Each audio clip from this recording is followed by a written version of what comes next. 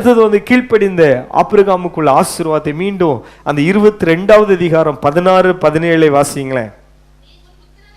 நீ உன் புத்திரன் என்றும் உன்னுடைய ஏக சுதன் என்றும் பாராமல் அவனை ஒப்பு கொடுத்து, பாருங்கள், நான் உன்னை ஆசீர்வதிக்கவே ஆசீர்வதித்து, இப்போ இங்க புதிய ஒரு வார்த்தை, கடற்கரை மணலை போல பெருக பண்ணுவேன், பெருகவே பெருக பண்ணுவேன். அப்ப நட்சத்திரத்தை போல கடற்கரை மணல் அப்படி குவியலா இருக்கும் பாருங்க, இதே போல உன் சந்ததியை நான் பெருக பண்ணுவேன் என்று சொல்லி கர்த்தர் சொல்லுகிறார். அல்லேலூயா. ஆண்டவர் வந்து அவனுக்கு குழந்தை இல்லாமல் இருந்த கர்த்தர் அவனுக்கு குழந்தையை கொடுத்தார்.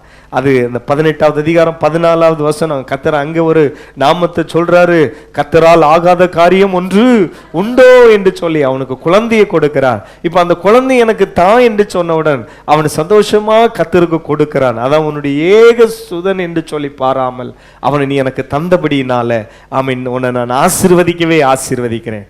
எத்தனை பேர் விரும்புறீங்க இப்பொழுது நீங்கள் இருக்கிறதை காட்டிலும் இன்னும் கர்த்தர் உங்களை பலுகி பெருக பண்ணுவா. ஆசீர்வாதம்னாலே பெருக்கம். சொல்லுங்க, ஆசீர்வாதம்னாலே என்னது? பெருக்கம். Praise God. கர்த்தர் உங்களை பெருக பண்ணுவார். 5 அப்பமும் 2 மீனும் அப்படியே கையில வந்தவுடன் கர்த்தர் அதை என்ன செய்தாரு? பெருக பண்ணினார். Praise God. ஆண்டவர் உங்கள் வீட்டில் உள்ள எண்ணிக்கை கூட பெருக பண்ணுவார். எத்தனை பேர் ஆமேன்னு சொல்றீங்க?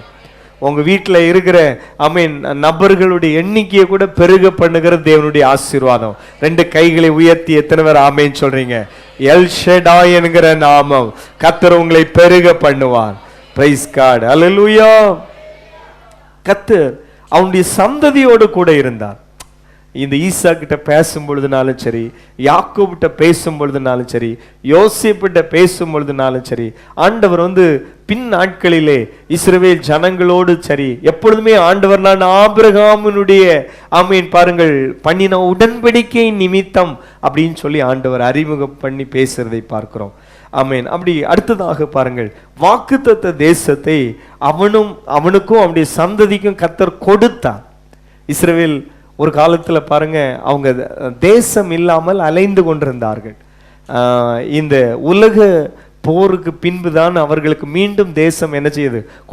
கொடுக்கப்பட்டது. அப்ப எத்தனையோ இடையூறுகள் வந்த பிறகும் அந்த ஆபிரகாமுக்கு வாக்கு பண்ணின அந்த தேசத்தை கர்த்தர் தன் சந்ததிக்கு கொடுத்தார். அல்லேலூயா. அடுத்ததாக ஆபிரகாமின் தேவன் நான் என்று சொல்லுகிறதுக்கு தேவன் வெட்கப்படல. பல இடத்துல போய் நிற்கிறார், அப்படி போய் தைரியமா நிற்கிறார். இப்போ உங்களை வந்து உங்கள் நிமித்தம் ஆண்டவர் வந்து நான் இவளுக்கு பிள்ளை, அந்த இவளுடைய காடுனா இவளுடைய தேவன் நான் வந்து நிக்க முடியுமா? ஸ்கூல்ல நிக்க முடியுமா? நிக்க முடியுமா தம்பிங்க? டே ஜீசஸ் வந்து நிக்க முடியுமா? நான் இவனுடைய காடுனா அப்படின்னு வந்து நிக்க முடியுமா? சில இடத்துல அறிமுகப்படுத்த முடியும்.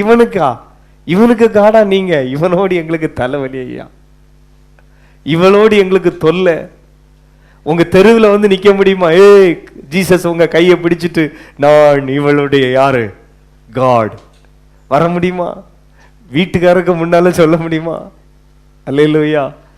எப்பா இவளை கட்டினிலேருந்தே எனக்கு ஒரே என்னதான் இருக்கு, சுவாதனையா இருக்குது. இவளுக்கு காடா நீர் எனக்கு வேண்டாம். அல்லவிட்டால் பாருங்கள், எத்தனை வீட்டில் சொல்ல முடியும்? இந்த உங்க மருமகள் சொல்ல முடியுமா? உங்க கடவுள் எனக்கு வேணும், உங்க காடா. ஒரு ஆளுக்கு பிடிச்சி போச்சு. யாருக்கு? ரூத்துக்கு பிடிச்சி போச்சு. நகோமியை பார்த்து சொல்றா, ஆம் ஐயா, உங்க தேவன் தான் என்னுடைய தேவன், உங்க தேசம் தான் என்னுடைய தேசம், மரணமே அல்லாமல் வேற ஒன்றும் நம்மளை என்ன செய்வதில்லை. இப்போ இருக்கிற மாமியார் மருமகளுக்கு இந்த வசனத்தை அப்படி மாத்தி போட்டா சரியா இருக்கும்னு நினைக்கிறேன். ஆனால் அப்படி இருக்கக்கூடாது. கர்த்தர் உங்களுக்குள்ளே ஒரு இசைவை தருவாராக. ஆமீன். வரவே இல்லை பாருங்க. அல்லேலூயா சொல்லுங்க. அப்போ கொஞ்சம் மெதுவா, கொஞ்சம் சத்தமா போதும். நான் சொல்லி இருக்கிறது எல்லாருக்கும் கேட்டிருக்குன்னு நினைக்கிறேன். அல்லேலூயா. அப்போ பாருங்கள், இந்த ரூத்துக்கு வந்து எவ்வளவு ஒரு பற்று. உங்களுடைய தேவன், நீங்க ஒரு தேவனை சேவிக்கிறீங்களா? அந்த தேவன் தான் என்னுடைய தேவன். அவள் வந்து இஸ்ரவேல் தேசத்தால் அல்ல, அவள் புறஜாதியான ஒரு நபர். அவள் கேட்கிறாள், உங்க அந்த காடு தான் என்னுடைய காட். அல்லேலூயா. சத்தமா ஒரு அல்லேலூயா சொல்லுங்களேன். இன்னும் சத்தமா. ஒரு புது தம்பதி, கல்யாணம் முடிந்த புது தம்பதி வந்து ஜெபம் பண்ணாங்களாம். அப்போ இந்த சகோதரன் வந்து இயேசுவை அறியாத ஆள். அவர் வந்து இந்த மனைவி ஜெபம் பண்ணுறதையும் மனைவி பைபிள் படிக்கிறதையும் சர்ச்சை போகிறதையும் கொஞ்ச நாளாக பார்த்துட்டு இருந்தார். திடீர்னு ஒரு நாள் இவருக்கு ஆசை, என் மனைவி ஜெபம் பண்ணுற அந்த கடவுளை நான் என்ன செய்ய போகிறேன், சேவிக்க போகிறேன் அப்படின்னு. அப்போ முதல்ல இவருக்கு கொஞ்சம் வெக்கம், இவன் உறங்கின பிறகு வசமாக நம்ம என்ன செய்யணும், ஜெபம் பண்ணணும் அப்படின்னு சொல்லிட்டு இவர் என்ன பண்ணாருன்னா, அவன் தூங்கிட்டு இருக்கச்சில் இவர் வந்து என்ன செய்யணும்னா ஜெபம் பண்ண ஆரம்பித்தார். ஜெபம் பண்ணும் பொழுது அந்த சகோதரி இடையிடையே அப்பா அப்பா அப்பான்னு ஜெபம் பண்ணோண்டு இவருக்கு வந்து பழைய ஆளில் அந்த முறை எல்லாம் பார்த்தார். அப்போ என் மனைவிக்கு இயேசு வந்து அப்பான்னா எப்படியோ என் மனைவிக்கு விட வயசுக்கு உண்ண ஆளாக தான் இருக்கும், மனைவிக்கு அப்பாவை விட வயசுக்கு உண்ண ஆளாக தான் இருக்கும். யாரு, மாமனார் வீட்டுக்கு போச்சுல ஒரு நாள் மாமனாரும் அப்பான்னு கூப்பிட்டாராம். அப்போ எப்படியோ அவிய ரெண்டு இருக்கும் அப்பான்னா எனக்கு யாராக தான் இருக்கும். அல்லேலூயா, முறையை மாத்திட்டிய, என் மனைவிக்கு அப்பான்னா எனக்கு யாரு தான், மாமா. அப்போ மாமா மாமாடி ஒரே ஜபம். அப்போ இந்த மனைவிக்கு வந்து பாருங்கள், சீக்கிரட்டா இவர் சைலண்டா சொல்லி ஜெபம் பண்ணி முடிச்சிட்டார். இப்போ இந்த மனைவி முழிக்கல. மறுநாள் விருந்துக்கு போனாங்க. விருந்து போன இடத்துல அங்க மாமனார் பயங்கர பக்தி உள்ள ஆளு, எதுக்குமே ரெண்டு கையை உயர்த்தி ஜெபம் பண்ணிடுவார். அவரும் அப்பா உணவை ஆசீர்வதியும் ஆண்டவரே அப்படின்னு சொல்லி ஜெபம் பண்ண. இவருக்கு ஒரே குழப்பம், எனக்கு மனைவி நேத்தை அப்பான்னு ஜெபம் பண்ணா, அப்போ வந்து எனக்கு யாரு, இயேசு மாமாவை மாறிட்டாரு. இப்போ என மாமனாரே அப்பான்ல ஜெபம் பண்றாரு அப்படின்னு சொல்லி இவருக்கு ஒரே குழப்பம் ஆயிட்டு மனைவிட்ட கேட்க. பாருங்கள், எப்படியும் மனைவிக்கு கடவுளை சேவித்த சகோதரர்கள் நிறைய பேர் இருக்கிறாங்க. ஒரு அல்லேலூயா சொல்லுங்களேன். அதுக்கு நீ மனைவிக்கு ஒன்று அடிமையில், ஐயா இந்த இஸ்ரவேலின் தேவன் மெய்யான தேவன். அல்லேலூயா. இந்த இஸ்ரவேலின் தேவன் யாரு, மெய்யான தேவன். அவர் தான் சகலத்தையும் சிருஷ்டித்தவன். ஆமா, இந்த ஒரு வார ஜபத்துல இன்னைக்கு 7வது நாள் வந்திருக்கோம். ஒவ்வொரு நாளிலும் ஒவ்வொரு விஷயத்தை கர்த்தர் பேசினார். முதல் நாளே தேவனுடைய ஆமீன் பாருங்கள், ராஜ்யத்திற்கு ஒரு மனிதன் சமீபமாக இருந்தான். இயேசு ஒருத்தனை பார்த்து சொன்னார், நீ தேவனுடைய ராஜ்யத்திற்கு தூரமானவன் அல்ல. ஏன் தெரியுமா, அவனுக்குள்ள இந்த ஒரு வெளிப்பாடு இருந்தது, அவர் ஒருவரே கர்த்தர். ஆமீன், அவரை முழு இதயத்தோடும் முழு மனதோடும் முழு ஆமீன் ஆத்துமாவோடும் முழு பலத்தோடு அன்பு கூறணும். ஆமீன், என்ன நேசிக்கிறது போல நாம் பிறரை நேசிக்கணும். இதுதான் ஐயா கற்பனை. ஆண்டவர் சொன்னார், நீ தேவனுடைய ராஜ்யத்திற்கு தூரமானவன் அல்ல. ஆமீன், இந்த ஒரு அனுபவத்தை கர்த்தர் ஒவ்வொருக்குள்ளும் தருவாராக. இந்த வசனத்தை இந்த பிராக்டிஸ் பண்ணணும், பயிற்சி பண்ணணும். பரிசுத்த வேதாகமத்தில் இருக்கிற நிறைய வசனங்கள் எல்லாம் ஆமீன் பாருங்க, ஆம் ஆமீன் என்று விசுவாசித்தால் மட்டும் போதாது, சிலதை என்ன செய்யணும், பயிற்சி பண்ணணும். Price the Lord. கரங்களை உயர்த்தி அல்லேலூயா சொல்லுங்களேன். ஆபிரகாம் தேவனை விசுவாசித்தான், அது அவனுக்கு நீதியாக எண்ணப்பட்டது என்று சொல்லி பவுல் தன்னுடைய செய்தியிலே பல இடத்திலே சொல்லுகிறார். அதனால தேவன் மேல ஒரு அளவு கடந்த விசுவாசத்தை வைப்போம். ஆபிரகாமின் தேவன் என்று சொல்ல தேவன் என்ன செய்யல, வைக்கப்படல. சத்தமா சொல்லுங்க, தேவன் என்ன செய்யல, நம் நிமித்த. சிலவங்க எல்லாம் ஜீசஸுக்கு முகத்திலே கரிய பூசிக்கிறோம். சில பிள்ளைங்க ஜீசஸுக்கு முகத்துல கரிய பூசிக்கிறக்கூடாது. நீங்க சாட்சி உள்ள வாழ்க்கை ஸ்கூல்ல வாழாட்டு சொல்லுவாங்க, டே நீ எந்த சர்ச்சுக்கிடா போறா, உங்க பாஸ்டுக்கு பேரண்ட ஏதாவது இந்த கேம்ப் நடத்துவோம் பார்த்தீங்களா, அப்போ வந்து தங்கி இருந்து நைட்டு டியூட்டி பார்க்கறது எங்கள் வேலை. அந்த தம்பிங்கெல்லாம் ஒழுங்கா தூங்குறானுங்களா, அப்படி யூனில் தூங்க வச்சுட்டு தான் நாங்கள் தூங்குறது. அப்போ சிலவன் வந்து பாருங்க, இந்த இந்த குரங்குக்கு கையில் பூமாலை கிடைச்சது போல இந்த அங்கே இருக்கிற பில்லோவை கிழிச்சிருவானுங்க, பெட்டை தூக்கி கீழே போட்டுருவானுவேன். இந்த எப்போ செய்யக்கூடிய வேலைக்கு அப்புறம் நம்ம என்னன்னா அந்த ரூமுக்குள்ளே போகிறது, போய் அவனை கரெக்டாக ஒளிச்சிருந்து போல பார்க்கணும், இவன்டா அப்படின்னு அவனை கரெக்டாக தூக்குறது. தூக்கி முதல் கேட்கறது, டே எந்த ஊர், எந்த சர்ச், உங்கள் பாஸ்டர் பேர் என்ன. அப்போ முதல்ல சொல்ல மாட்டான், ஏன்னா பாஸ்டர்கிட்ட என்ன செய்திருவாங்க, சொல்லிடுவாங்கன்னு. பாருங்கள், உடனே கூட இருக்கிறவன் சொல்லிடுவான், காட்டி கொடுக்குறே கரெக்டாக அவனை தான் விளையாடிருப்பான். இவன் இந்த சர்ச் இந்த பாஸ்டருடைய சர்ச்சில் உள்ள தம்பி தான் இவன் தான் அப்படின்னு கிளியராக சொல்லிடுவாங்க. உடனே அவனை கரெக்டாக தூக்கிடுறது. நான் சொல்கிற விஷயம் பாருங்கள், அப்போ மறுநாள் அந்த அந்த அந்த பாஸ்டருக்கு அளவிட்டா பாருங்க, அந்த சர்ச்சுக்கெல்லாம் அவன் எதை கொண்டு கொடுத்துருவான், ஒரு சேம் ஒரு வெட்கத்தை கொடு. ஆனால் சில தம்பிங்க நல்ல தம்பிங்க கைப்பிடிச்சு கேட்போம், என்னம்மா தம்பி எங்கேருந்து வர்றா, எந்த சர்ச் உனக்கு குட், ஆண்டவர் ஒன்று ஆசீர்வதிப்பார். அப்போ நல்ல வாழ்க்கை வாழ்கிற தம்பிங்கள் நிமித்தம் அந்த சர்ச்சுக்கும் அந்த பாஸ்டருக்கும் அந்த பெற்றோருக்கு கூட ஒரு பெருமை. ஆமென். கை உயர்த்தி ஒரு அல்லேலூயா சொல்லுங்களேன். நீங்க உங்க பெற்றோருக்கும் பெருமை சேர்க்கணும், சர்ச்சுக்கும் பெருமை சேர்க்கணும், கர்த்தருக்கும் பெருமை சேர்க்கணும். அல்லேலூயா. கர்த்தரை கனம் பண்ணணும். எங்கேயும் கர்த்தரை என்ன செய்திடக்கூடாது, கனவீனப்படுத்தி அசட்டை பண்ணக்கூடாது. கர்த்தர் அந்த வார்த்தையை சொல்ல எனக்கே சங்கடமா இருக்கு. என்னை அசட்டை பண்ணுகிறவனை நானும் அசட்டை பண்ணுவேன். அல்லேலூயா. அதனால அந்த கர்த்தரால வருகிற கனம் வந்துனா, என்னை கனம் பண்ணுகிறவனை நானும் கனம் பண்ணுவேன், என்னை அசட்டை பண்ணுகிறவனை கனவீனம் அடைவான். அல்லேலூயா. கர்த்தரை யார் அசட்டை பண்ணுகிறாங்களோ அவங்க என்ன அடைவான், கனவீனம் அடைவான். இயேசுவை உயர்த்தணும். ஜீசஸ் தான் என் ஹீரோ. உலகத்தில் இருக்கிற நடிகர்கள் ஹீரோ கிடையாது. யார் தான் எனக்கு ஹீரோ? ஜீசஸ் தான் ஹீரோ. சர்ச்சில் வந்துட்டும் யாராவது மொபைல நோண்டிட்டு இருக்கிறீங்கன்னா நீங்க கர்த்தரை என்ன செய்கிறீங்க, கனவீனம் பண்ணுகிறீங்க. அப்புறம் நீங்க கனவீனம் பண்ணப்படுவீங்க. கர்த்தரை கனம் பண்ணணும். அவருக்கு கொடுக்கக்கூடிய ரெஸ்பெக்டை கொடுக்கணும். Praise God. கரங்களை அசைத்து ஒரு அல்லேலூயா சொல்லுங்கம்மா. அப்ப ஆபிரகாமின் தேவன் என்று சொல்லி தன்னை தேவன் அறிமுகப்படுத்த ஒரு இடத்துலயும் தேவன் என்ன செய்யல, வெட்கப்படல. Price God. அல்லேலூயா. அடுத்தது ஆபிரகாமுக்கு கர்த்தர் சில ஸ்பெஷல் பெயர் சொல்லுகிறார். ஆபிரகாம் என்னுடைய ஊழியக்காரன் என்று சொல்லுகிறார். ஆதியாகமம் 26வது அதிகாரம் 24வது வசனம். என் ஊழியக்காரனாகிய ஆபிரகாமின் நிமித்தம் உன்னை ஆசீர்வதிப்பேன். அன்பு தேவ பிள்ளையே, நீங்க ஆபிரகாமை போல ஆமென் இனத்தையும் தேசத்தையும் பழைய வழிபாடுகளை எல்லாம் விட்டு பைபிளை கையில தூக்கிட்டு கர்த்தருக்காக நிற்கிறது உண்மையானால் உங்க சந்ததியை கர்த்தர் கைவிட மாட்டார். அல்லேலூயா. பைபிள் சொல்லுகிறது, நீதிமான் கைவிடப்பட்டதையும் அவனுடைய சந்ததி அப்பத்துக்கு அலைந்து தெரிந்ததையும் நான் கண்டதில்லை. நான் இளைஞனாக இருந்தேன், முதிர் வயதுள்ளவனாக ஐயா, என் கண்ணில் ஒரு நீதிமான் கைவிடப்பட்டதை நான் பார்க்கல. கையை தட்டி கர்த்தருக்கு ஸ்தோத்திரம் பண்ணுங்களேன். Praise God. Hallelujah. Amen. Amen. Amen. அன்பு சகோதரனே, நீங்க ஒரு நீதிமானை போல கர்த்தருக்கு பயந்து வாழுகிறீங்களா? நீங்க கைவிடப்பட மாட்டீங்க. உங்க சந்ததியும் அப்பத்துக்கு அலைந்து திரிவதில்லை. அவங்க ஆசீர்வாதமா இருப்பாங்க. ஆண்டவர் சொல்ற, என் ஊழியக்காரனாகிய ஆபிரகாம் நிமித்தம் நான் உன்னை ஆசீர்வதிப்பேன். அப்போ தேவன் ஆபிரகாமை எப்படி சொல்லுகிறார்? என்னுடைய ஊழியக்காரன். இரண்டாவதாக என்னுடைய சிநேகிதன் என்று சொல்லுகிறார். யாக்கோபு 2:15, ஏசாயா 41:8 என்னுடைய சிநேகிதன் என்று சொல்லுகிறார். மூன்றாவதாக என்னுடைய தீர்க்கதரிசி என்று சொல்லுகிறார்.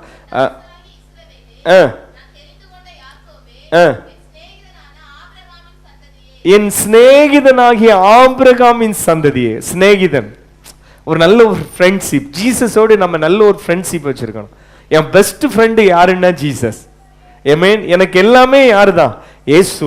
அவரிடத்துல ஒரு அளவு கடந்த அன்பை வைத்திருக்க வேண்டும். அடுத்தது பாருங்கள், ஆதியாகமத்தின் புஸ்தகம் 27 கர்த்தர் சொல்லும் பொழுது ஆபிரகாமை ஒரு தீர்க்கதரிசியாக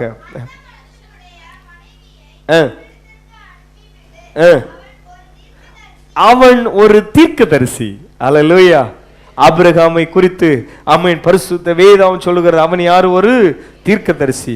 ஆபிரகாமுடைய அந்த ஆசீர்வாதம் கிறிஸ்து இயேசு வழியாய் நமக்கு வருகிற பூமியில் உள்ள வம்சங்கள் எல்லாம் உனக்குள் ஆசீர்வதிக்கப்படும் என்கிற அந்த ஆசீர்வாதம். கடைசி அந்த கலாத்தியர் 3:14 மட்டும் வாசிங்க. ஜோமன் ஏற்கனவே வாசித்தோம், ஒருக்க வாசிங்க. பூமியில் உள்ள வம்சங்கள் எல்லாம், அந்த பூமியில் உள்ள வம்சங்கள் எல்லாம் உனக்குள் ஆசீர்வதிக்கப்படும் சொன்னார் அல்லவா? அந்த ஆபிரகாமினுடைய ஆசீர்வாதம் கிறிஸ்து இயேசுவின் வழியாய் புறஜாதிகளுக்கு வரும்படியாக.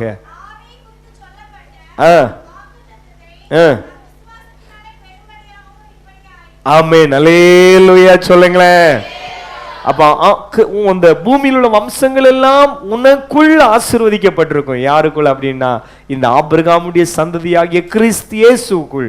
இன்னைக்கு யாரெல்லாம் இயேசுவை விசுவாசிக்கிறாங்களோ அவங்களுக்கு எல்லாருக்கும் அந்த ஆபிரகாமுக்கு உண்டான ஆசீர்வாதம் நமக்கும் வருகிறது. கர்த்தர் உங்களையும் ஆசீர்வதிக்கப்பா, பெருக பண்ணுவார். ஆமென். ஆண்டவர் வானத்து நட்சத்திரங்களை போல உங்களை பெருக பண்ணுவார், கடற்கரை மணலை போல பெருக பண்ணுவார். ஆண்டவர் சொல்லும் பொழுது ஆமென் பாருங்கள், நீ ஆமென் பாருங்கள் தேசத்திலே ஆசீர்வாதமாய் இருப்பாய். அல்லேலூயா. அப்படி சந்ததிக்கு ஆண்டவர் சொல்லும் பொழுது அதான் சொல்றாரு, ஆபிரகாம் நிமித்தம் உன்னை நான் என்ன செய்வேன்? ஆசீர்வதிப்பேன். கர்த்தர் உங்களை கைவிட மாட்டார். அவன் வந்து ஆண்டவரை விசுவாசிட்டு நடந்தான் பார்த்தீங்களா? கர்த்தர் காண்பிக்கிற தேசத்தின் ஆபிரகாமை கொஞ்சம் அப்படியே நினைச்சு பாருங்க. அப்படி பாருங்க, எப்பவுமே செவிய கவனமா வச்சிருப்பார். ஏன்னா அவங்க கூடாரங்கள்ல வாசம் பண்ணாங்க. அவங்க வந்து பாருங்க, ஆண்டவர் திடீர்னு கூப்பிடுவார், ஆபிரகாமே அப்படின்னு கூப்பிடுவார். சில வீட்டில் பார்த்தீங்களா, திடீர்னு யாராவது கேட்பாங்க, மாமி என்ன கூப்பிட்டீங்களா? அல்லோட பிள்ளைங்க கேட்பாங்க, அம்மா என்ன கூப்பிட்டீங்களா அப்படின்னு கேட்பாங்க. இதே போல பாருங்கள், உங்கள் செவிகள் ஆண்டவருடைய சத்தத்தை மட்டும் கேட்கிற ஒரு ஒரு ஒரு அனுபவத்தை ஆண்டவர் உங்களுக்கு தருவாராக. பரிசுத்த வேதாகமத்திலே சாமுவேல் என்கிற பிள்ளை ஆண்டான் தேவனுடைய சத்தத்தை கேட்டது போல ஆண்டவருடைய சத்தத்தை எப்படியாவது நீங்க கேட்கணும். ஆண்டவர் இன்றைக்கு எப்படி பேசுகிறார்? தம்முடைய வார்த்தை மூலம் பேசுகிறார். அனுதினம் வேதத்தை வாசிங்க. எல்லாருடைய கையில் இருக்கிற பரிசுத்த வேதாகமும் தினமும் புரட்டப்படணும். 1 சாப்டர் 2 சாப்டர் நீங்க பைபிளை வாசிங்க. ஆமீன். தினமும் உங்கள் முழங்கால் முடங்கணும். இஸ்ரவேலின் தேவனுக்கு முன்பாக. ஆமீன். பாருங்கள், கைகளை விரித்தோ கைகளை உயர்த்தியோ நீங்கள் ஸ்தோத்திரம் பண்ணி தினமும் விண்ணப்பம் பண்ணுங்க. ஆபிரகாமை நடத்தின தேவன் உங்களையும் நடத்துவார். ஆபிரகாமுக்கு செய்த கர்த்தர் உங்களுக்கும் செய்வார். நம்ம எல்லாரும் அப்படி முழங்கால் படிட்டு ஜெபித்து ஆமீன். பாருங்கள், ஆண்டுடைய சமூகத்தை ஆமீன் பிரைஸ் காட் நாம் கடந்து செல்ல போகிறோம். எல்லாரும் அப்படி ஒரு விஷயம் எல்லாரும் ஜெபிப்போமா? ஆமீன். ஹல்லேலூயா. ஜீசஸ் ஆபிரகாமின் தேவன், அவர் ஈசாக்கின் தேவன், யாக்கோபின் தேவன், அவர் நம்முடைய தேவன். ஆபிரகாமின் தேவன், அவர் ஈசாக்கின் தேவன், யாக்கோபின் தேவன், அவர் நம்முடைய தேவன். மலைகள் எல்லாம் பலிகளாக்குவா. நல்ல கையை தூக்கி தட்டி ஆமென். மலைகள் எல்லாம் பலிகளாக்குவா, நம் பாதை எல்லாம் செவ்வையாக்குவா. கலங்காதே திகையாதே, நிச்சயமாகவே முடிவு உண்டு. கலங்காதே திகையாதே, நிச்சயமாகவே முடிவு உண்டு. ஆபிரகாமின் தேவன், அவர் ஈசாக்கின் தேவன், யாக்கோபின் தேவன், அவர் நம்முடைய தேவன். ஆபிரகாமின் தேவன், அவர் ஈசாக்கின் தேவன், யாக்கோபின் தேவன், அவர் நம்முடைய. மீண்டும் சொல்லுமா? ஆபிரகாமின் தேவன், அவர் ஈசாக்கின் தேவன். மீண்டும் ஆபிரகாமின் தேவன், அவர் ஈசாக்கின் தேவன், யாக்கோபின் தேவன். அப்படி கரங்களை தட்டி எல்லாரும் ஒரு விஷயம். ஹல்லேலூயா. ஆமென் ஆமென். ஆபிரகாமை ஆசீர்வதித்த தேவன், அன்பு சகோதரனே, கர்த்தர் உன்னையும் ஆசீர்வதிப்பார். ஆபிரகாமுக்கு ஆமென் ஹல்லேலூயா வாக்கு பண்ணினதை நிறைவேற்றின கர்த்தர் உனக்கும் செய்திடுவார். சில பிள்ளைகளோடு ஆவியானவர் தீர்க்க தரிசனமா பேசுகிறார். ஆபிரகாம் ஓ ஹல்லேலூயா கர்த்தரை விசுவாசித்து ஆமென் ஆசீர்வாதத்தை பெற்றது போல நீயும் சில ஆசீர்வாதங்களை சுதந்திரிக்க போகிறாய். ஹல்லேலூயா ஹல்லேலூயா ஹல்லேலூயா. Praise the Lord praise the Lord praise the Lord praise the Lord praise the Lord. ஆமென். அன்பின் பிதாவே, நன்றியோடு துதிக்கிறோம், ஸ்தோத்திரிக்கிறோம் கர்த்தாவே. ஆபிரகாம் கர்த்தருக்கு என்ன செய்தார், கர்த்தர் ஆபிரகாமுக்கு என்ன செய்தார் என்கிறதை ஆண்டவரே நாங்கள் தியானித்தோம். இன்னைக்கும் நாங்களும் ஆபிரகாம் தேவனுக்கு கீழ்ப்படிந்தது போல, தேவனை விசுவாசித்தது போல, கர்த்தருக்கு ஆராதனை செலுத்தினது போல, தகப்பனே உமக்கு ஸ்தோத்திரம் ஆண்டவரே.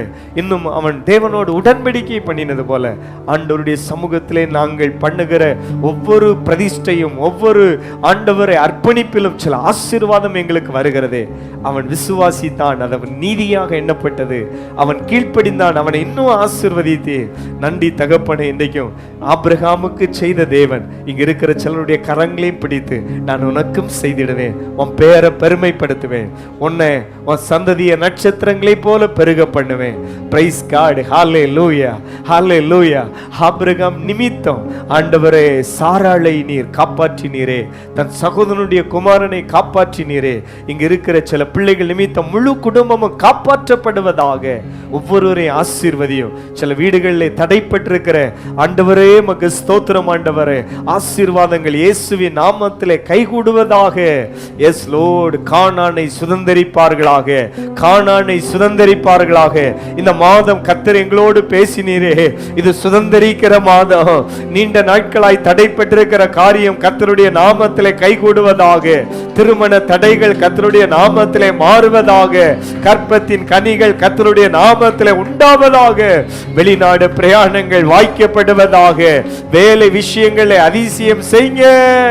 உன்னை வாளாக்காமல் தலையாக்குவேன், நீ கீழாகாமல் மேலாவா என்கிற வாக்கு தத்தங்கள் உம்முடைய பிள்ளைகள் மேல் கர்த்தருடைய நாமத்திலே வந்து பலிப்பதாக. ஒவ்வொருவரையும் ஆசீர்வதிங்கப்பா. ஆமென், ஆமென், ஆமென், ஆமென், ஆமென். நன்றி தகப்பனே. உங்க நாமம் மட்டும் மையப்படட்டும். இயேசு கிறிஸ்துவின் நாமத்தில் வேண்டிக் கொள்கிறோம் ஜீவனுள்ள நல்ல பிதாவே. என் ஆத்துமாவே கர்த்தரை ஸ்தோத்திரி, என் முழு உள்ளமே அவருடைய பரிசுத்த நாமத்தை ஸ்தோத்திரி.